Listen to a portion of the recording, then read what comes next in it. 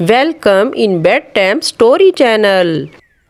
एक दफ़ा का जिक्र है कि किसी जंगल में बहुत से परिंदे मिलजुल कर रहा करते थे। सबकी खुशियाँ और गम साझे थे। फिर एक दिन ऐसा हुआ कि 7 समंदर पार से कुछ उल्लू इस गांव में आते हैं। रात की तारीकी में वो उल्लू पहाड़ की गार में बैठे मशवरा कर रहे थे। हमें इस जंगल के परिंदों को अलग अलग करना होगा, क्योंकि ऐसा प्यार मैंने किसी और जंगल के परिंदों में नहीं देखा, इसलिए हमें ये करना ही होगा। एक उल्लू बोला, ये तो बहुत मुश्किल है, क्योंकि मैंने देखा है कि सारे परिंदे एक दूसरे का बहुत ख्याल रखते हैं। इन्हें अलग अलग करना बहुत मुश्किल है।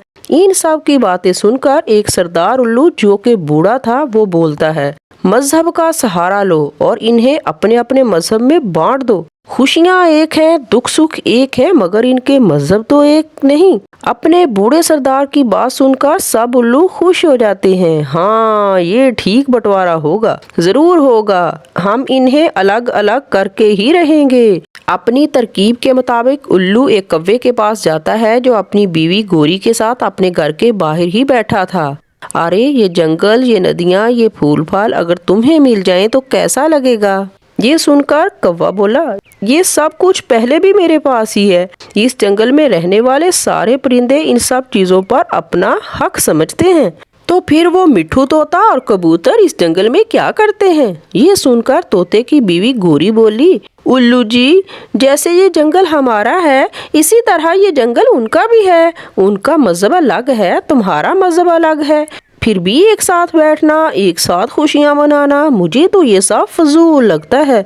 कुछ ऐसी बातें करने के बाद उल्लू वहाँ से चला जाता है। कौवा और उसकी बीवी उल्लू की बातें सुनकर सोच में पड़ जाते हैं। कौवे की बीवी गोरी बोलती है, कौवा जी, हमने तो ये बात कभी नहीं सोची। हम अलग अलग मजहब रखने वाले परिंदे एक साथ कैसे जी रहे हैं? बात तो उल्लू बहुत काम की करके गया है। उसके बाद उल्लू कबूतर और तोते के पास जाते हैं। इससे कोई फर्क नहीं पड़ता कि ये जंगल किसका है, कौन से मजहब के परिंदे इस जंगल में ज्यादा हैं। हमारे आबाओ अजदाद एक साथ यहाँ इकट्ठे रहते आए हैं। ये सुनकर उल्लू ने कहा, अगर तुम लोग जंगल को बांट लोगे तो जिसके हिस्से में जो आएगा वो उसी का होगा। ये सुनकर तोता बोला, जैसे अमरूद के बड़े दरख्त जो कि मेरे घर के करीब ही हैं, वो मेरे होंगे। हाँ मिट्ठू, समझ गया मेरी बात। मिट्ठू, तुम कबूतर को भी ये बात समझा देना। उल्लू वहाँ से चला जाता है। रात को मिट्ठू और उसकी बीवी हरियाली, कबूतर और उसकी बीवी लूसी एक साथ बैठे हुए थे। अगर जंगल ऐसे बट गया तो हम जंगल की दूसरी तरफ कैसे जाएंगे?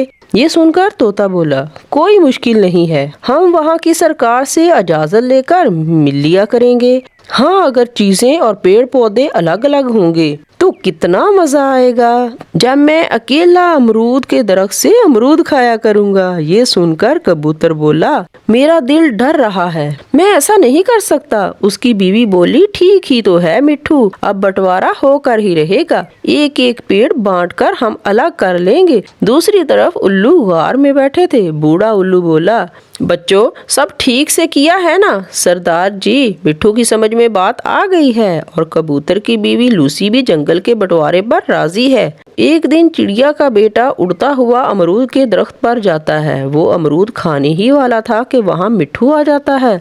रुको रुको छोटे बच्चे, रुको, ये अमरूद अब हमारे हैं। ये जंगल बटने वाला है, अब सब कुछ बट जाएगा, तुम यहाँ से चले जाओ। अंकल, पहले तो ऐसा नहीं था, हम सब मिलकर सारे फल खाया करते थे। हाँ, मगर कुछ दिनों तक सब बदल जाएगा। छोटा चिड़िया का बच्चा रोता हुआ वहाँ से चला जाता है। उसने रोते हुए अपनी माँ से कहा, मम्मा मम्मा, मुझे मिट्ठू अंकल ने अमरूद खाने से मना कर दिया। वो कहते हैं कि अभी सब कुछ बटने वाला है। ये सुनकर माँ बोली, इस मोटे मिट्ठू ने ऐसा क्यों किया? मैं अभी कौवे से बात करती हूँ। वो कौवे के पास जाकर कहती है कि अगर इसके घर के करीब अमरूद हैं तो हमारे घरों के पास भी फलों के पौधे हैं। अगर वो हमें मना करेंगे तो हमसे भी उम्मीद ना रखें। चिड़िया, अभी बात बड़ी नहीं है, मैं कुछ करता हूँ। कौवा बोला, जैसे है वैसा ही चलता रहे। जंगल को बांट लेने से हमारी खुशियाँ भी बढ़ जाएंगी, हम एक दूसरे को देखने के लिए तरसेंगे। नहीं नहीं, अब हमने भी फैसला कर लिया है, ये जंगल बटकर ही रहेगा। बात बढ़ जाती है। सभी परिंदे एक जगह इकट्ठे होते हैं। अब हर कोई बात करेगा तो लड़ाई बनेगी। हमारी तरफ से मिट्ठू बात करता है, कबूतर ने कहा। और हमारी तरफ से मैं बात करूंगी, चिड़िया ने कहा। कौवा चिड़िया को रोकना चाहता था मगर वो चुप रहता है। कल मिट्ठू तुमने मेरे बेटे को अमरूद खाने से रोका, तुम भी हमसे कोई उम्मीद ना रखना। जंगल के दरमियान बाड़ लग जाएगी, ना कोई हमारा परिंदा तुम्हारी तरफ आएगा और ना कोई तुम्हारा परिंदा हमारी तरफ। ये सुनकर मिट्ठू तोता बोला, कोई इतराज नहीं है, हम सब राजी हैं। हम एक दूसरे को खुशियाँ दे सकते हैं। ना हमें तुम्हारी जरूरत है और ना ही तुम्हारे जंगल की तरफ आने की। उल्लू बुला लिए जाते हैं, जंगल बट जाता है। जंगल में बाड़ लगाकर बंटवारा हो जाता है। उल्लू तो इस जंगल में आए ही इसी काम के लिए थे। वो जानते थे कि मिलजुल कर रहने से वो जंगल बहुत आगे निकल जाएगा, इसलिए वो अपना काम करने के बाद वो उल्लू वहाँ से चले जाते हैं। 4 दिन की बहार गुजर जाती है। मिट्ठू के घर के पास अमरूद खत्म हो जाते हैं। जंगल में खुराक की भी कमी थी। सभी परिंदे उदास थे। कौवा और चिड़िया भी उदास बैठी हुई थी। मैंने सोचा था कि जंगल बट भी गया तो क्या होगा, जब जी चाहेगा तो आपस में मिल लिया करेंगे। मेरा लूसी से बहुत दिल उदास है, मगर अब तो मिल भी नहीं सकते। ये सुनकर कौवे की बीवी गोरी बोली, मुझे क्या खबर थी ये बाढ़ नहीं बल्कि मौत और जिंदगी की लकीर बन जाएगी। इधर मिट्ठू तोता की बीवी भी उदासी से कहती है, दिल चाहता है उड़कर चिड़िया के पास चली जाऊं। मैं तो उसके बच्चों को अपने बच्चों की तरह समझती थी। ऐसी गलती कभी ना करना। वो कांटेदार बाढ़ से दूसरी तरफ जाने वाले को सरकार गोली मार देती है। वही मौसम, वही फल, वही परिंदे, वही आसमां, वही जमीन, मगर इस बाढ़ ने सब कुछ बांट दिया था। अब तो दिल भी फट चुके थे।